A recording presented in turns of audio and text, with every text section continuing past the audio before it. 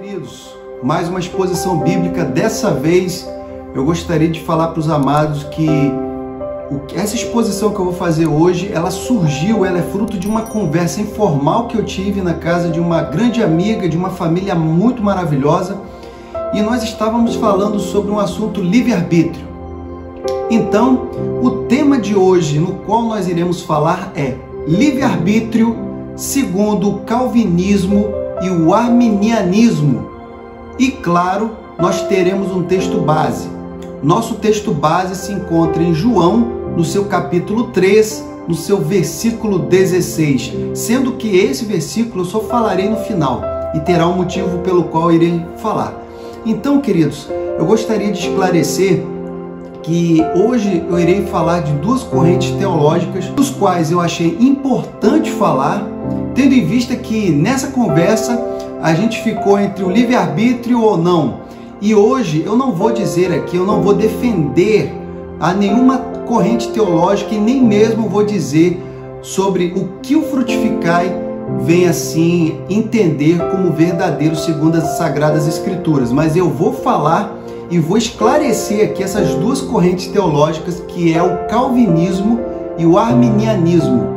E é claro, o livre-arbítrio está muito intrínseco, é uma essência muito enraizada, tanto em um como em outro, só que em versões opostas.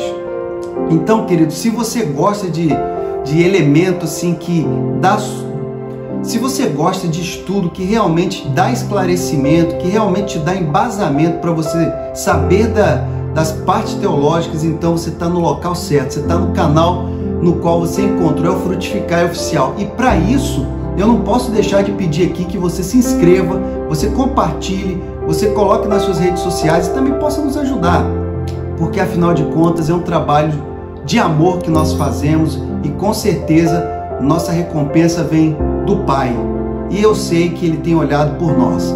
Então, queridos, vamos falar sobre o livre-arbítrio segundo o calvinismo. Bom, para falar do calvinismo, nós iremos falar do primeiro ponto, calvinismo, a sua história e essência. Queridos, o calvinismo, como nós sabemos, ele é oriundo de João Calvino, então dá para entender por que o nome é calvinismo. E ele era um francês que ficou órfão muito cedo, aos 6 anos de idade ele ficou órfão, e ele foi cuidado por um aristocrata amigo da família. Ele fez teologia em Paris e ali um contato muito estreito com as ideias de Martinho Lutero. Bom, Calvino ele veio a aderir ao protestantismo a partir de 1532, queridos. E ele é considerado, e também naquela época já era considerado como o reformador universal. O calvinismo, queridos, então a gente pode definir que ele é o resultado de uma evolução independente de ideias protestantes que nasceram sob a influência de Martinho Lutero. Bom, queridos, Calvino, ele desenvolveu a teoria calvinista e ela é representada pelo acrônimo TULIP, conhecido como os 5 pontos do calvinismo. E o primeiro ponto, queridos, no qual é defendido pelo calvinismo é o total depravity, que quer dizer depravação total. O que isso quer dizer? A ideia é o pecado atingiu o homem tão profundamente que o inabilitou de qualquer capacidade de resposta positiva aos apelos do Evangelho. Ou seja, o pecado ele tirou toda a força de arbítrio ou de vontade, independente se o Evangelho é apresentado a essa pessoa, a pessoa jamais o aceitará, porque o pecado o atingiu de tal forma. Unconditional election, isso quer dizer eleição incondicional, queridos. Esse é o segundo ponto do calvinismo, que quer dizer o seguinte: Deus, na sua graça infinita, elegeu a igreja para a salvação independente de qualquer ato previsto. E isso daqui quer dizer também, uma ressalva que eu coloco, que aqui quando ele diz isso, a igreja não são todos, tá? São os eleitos. E também tem o terceiro ponto do calvinismo, no qual é muito interessante: Limited Atonement, expiação limitada. Queridos, como o nome já diz, isso quer dizer que Cristo morreu na cruz do Calvário somente para os eleitos, ou seja, somente aqueles que são predestinados para a salvação serão aqueles que eficazmente serão salvos. Somente para essas pessoas é que realmente será dada a salvação. Então Cristo morreu somente para os eleitos. Esse é um dos pontos do calvinismo. Outro ponto do calvinismo: Irresistible Grace, que quer dizer o quê, queridos? Quer dizer graça irresistível. O que consiste essa ideia? Consiste de que todos os eleitos serão, no devido tempo, atraídos pelo Espírito Santo para Cristo a alcançar a salvação. Nenhum dos escolhidos de Deus deixará de receber a salvação através de Cristo, independente do tempo. Em algum momento esse eleito será atraído pelo Espírito Santo, vai trazê-lo até Cristo e essa pessoa será salva. É então a ideia da graça irresistível. Bom, queridos, nós temos um último ponto aqui, que é da Perseverance of the Saints, que quer dizer o seguinte, queridos: perseverança dos santos. O que diz essa ideia? Todos os eleitos perseverarão na fé até o final de sua jornada aqui neste mundo. Jamais cairão da graça de Deus que os sustenta. Então, queridos, é uma ideia de que os eleitos, como é dito, né, eles continuarão, a sua fé não cai, entendeu? Independente da situação ou até mesmo da ação, a graça não cai jamais. Deus o sustentará. Então, enfim. E o detalhe, queridos, é que segundo o calvinismo existem os filhos de Deus, que são aqueles que são predestinados para a salvação, e existem também aqueles que são os filhos do diabo, que são destinados à perdição.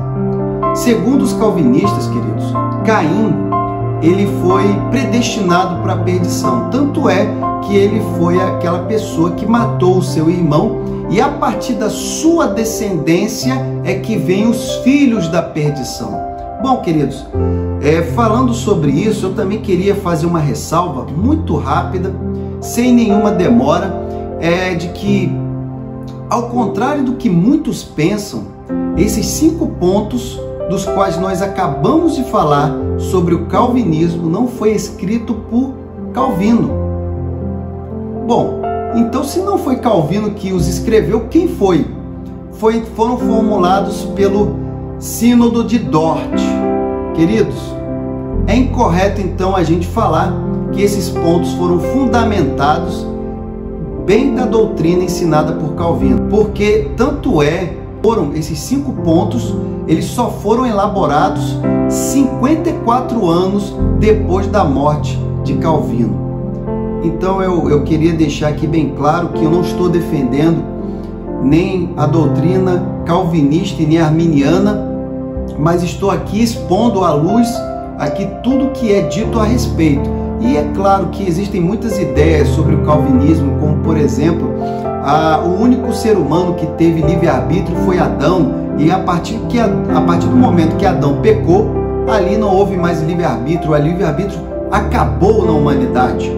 Também existem exemplos onde as pessoas fazem alusão de que nós seríamos como um automóvel que não estaria bem alinhado, e você já viu que o automóvel não muito alinhado, ele sempre tende para um lado, e dependeria de um condutor segurando para que ele pudesse estar sempre andando no caminho reto.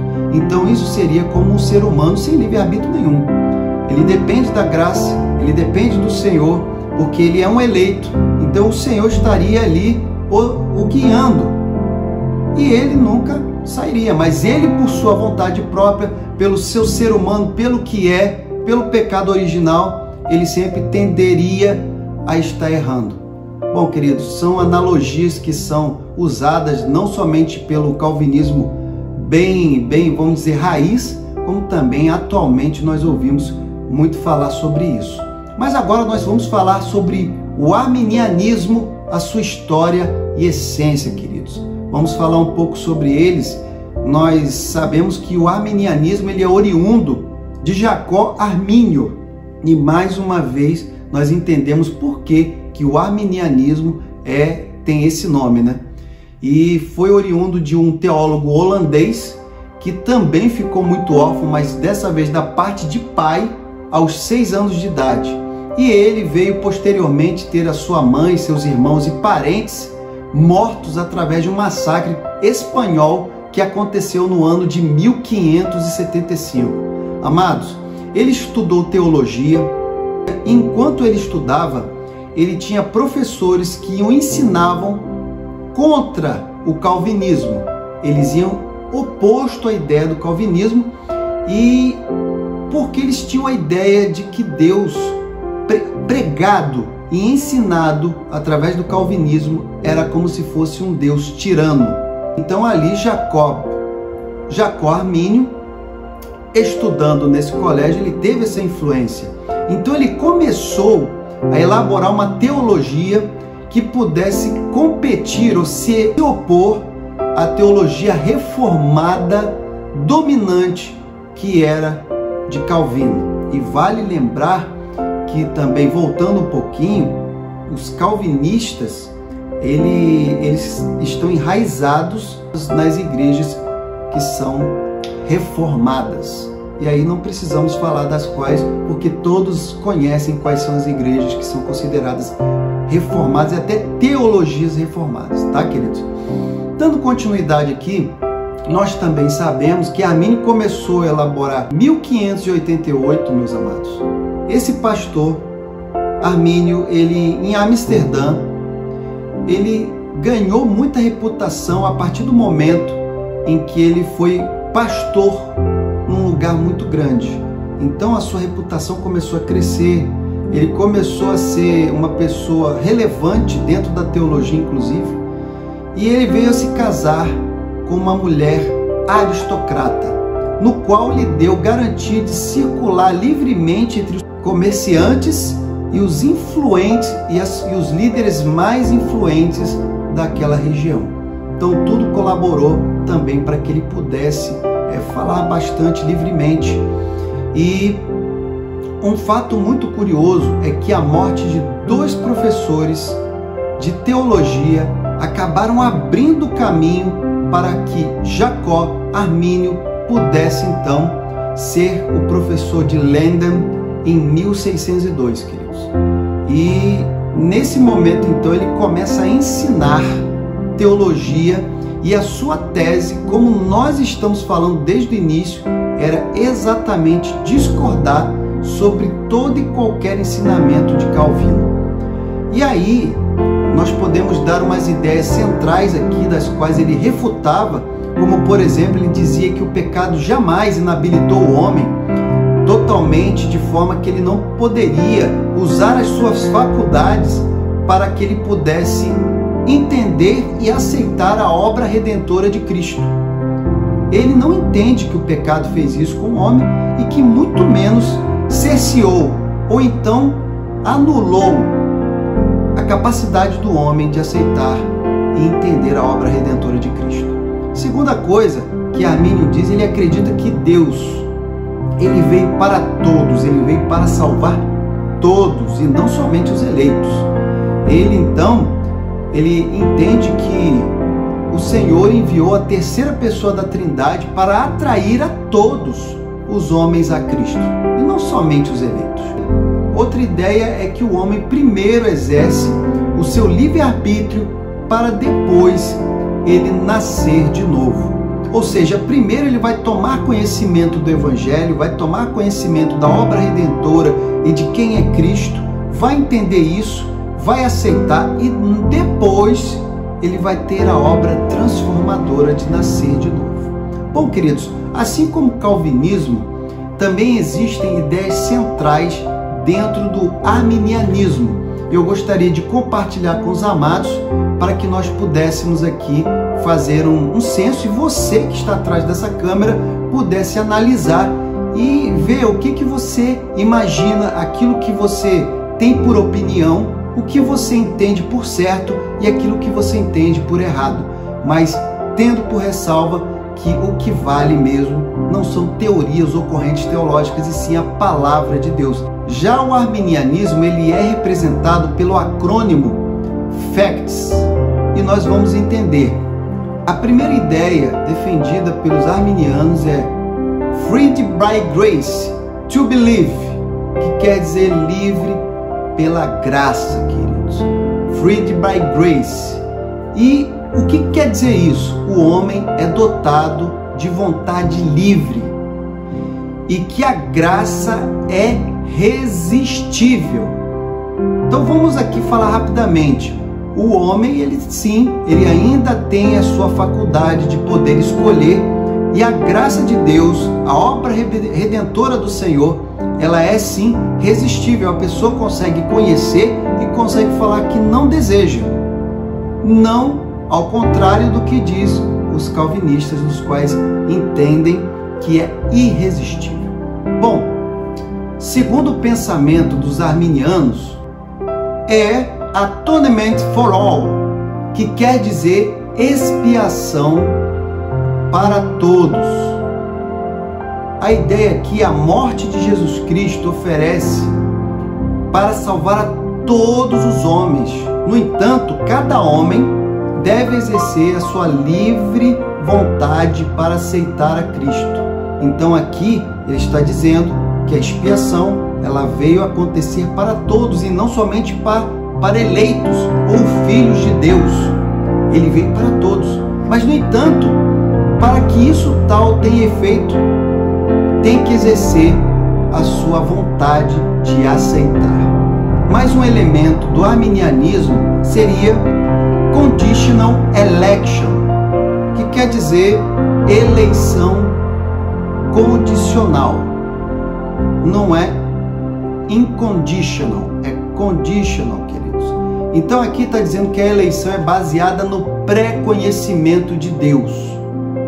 Então, como é que pode a eleição, o eleito, ele ser sem ter o pré-conhecimento de Deus e até mesmo exercer isso na sua vida? A eleição, ela é condicional, não é incondicional. Então, na ideia do arminianismo, a eleição é condicional. Mais um elemento no qual os arminianos também defendem é o total depravity, quer dizer, depravação total. E qual é o pensamento? O homem é tão depravado que a graça divina é necessária para a fé ou para qualquer obra. O homem é pecador, queridos. Isso já é reconhecido pelas duas correntes teológicas. Há uma depravação do homem, da raça humana. Mas aqui no arminianismo diz que ela é necessária para a fé ou para a obra, ou qualquer uma obra. Bom, e vamos aqui para o último pensamento dos arminianos, queridos. Security in Christ, que quer dizer o seguinte: segurança em Cristo. Bom, Cristo morreu por todos e cada um dos homens, embora somente aqueles que creem nele serão salvos.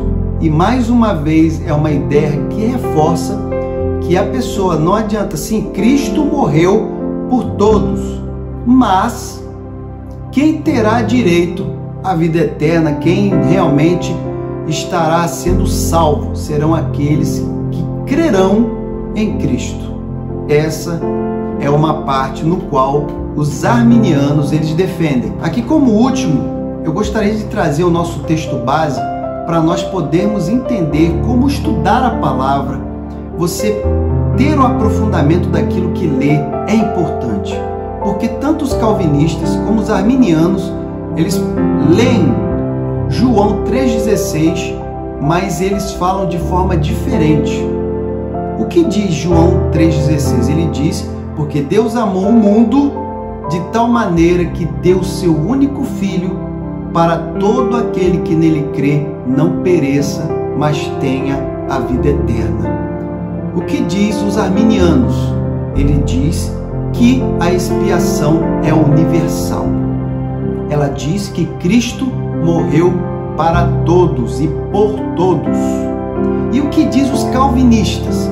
Eles afirmam que o termo mundo em João 3,16 quer dizer que aponta somente para os eleitos e não para todos. Ainda que nós tenhamos uma sequência no qual fala para todo aquele que nele crê, porque o entendimento é que aqueles que crerão serão os eleitos e não os outros que são os filhos do diabo, que já estão predestinados a então morrerem. E é claro, queridos, que vocês podem ver que um versículo ele é entendido de forma dúplice, então ele é pregado também de forma dúplice. Então nós temos que ter, sim, o estudo da palavra, o entendimento da palavra e a oração ao Eterno, para nós podermos sempre estarmos diante da verdade e nunca sairmos dela.